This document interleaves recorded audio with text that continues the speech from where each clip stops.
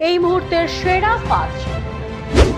বিশ্ব পরিবেশ দিবসে নলবনে বৃক্ষরোপণ কর্মসূচি। মুখ্যমন্ত্রীর রাজ্য জুড়ে চলছে মায়ের নামে একটি গাছ কর্মসূচি। গোটা বছরে 1,10,00,000 বৃক্ষরোপণের টার্গেট। প্রথম দিনেই 6 লক্ষ গাছ রোপণ।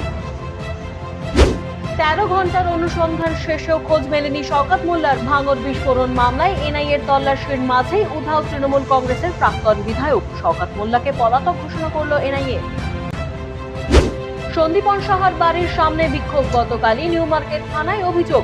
এদিন সন্দীপনের বাড়িতে ঋতব্রত সহ একাধিক বিধায়করা। দোষীদের উপযুক্ত শাস্তির দাবি। লোকভবনের সামনে দুর্ঘটনা। দুমড়ে মুচড়ে গিয়েছে মোটর বাইক।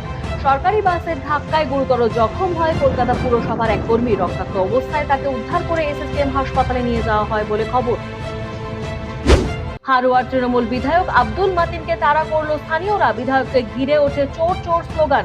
রামচাকি গ্রামে সামাজিক প্রকল্পের কাজ করতে গেলে তাকে গাড়ি আটকে শুরু করা হয় বিক্ষোভ। ভাইরাল সেই ভিডিও। সেরা 5 এই পর্যন্তই। পরবর্তী খবরের আপডেটের জন্য চোখ রাখুন নিউজ পোল বাংলায়। নিউজ পোল বাংলা, খবর বিশ্বজুড়ে।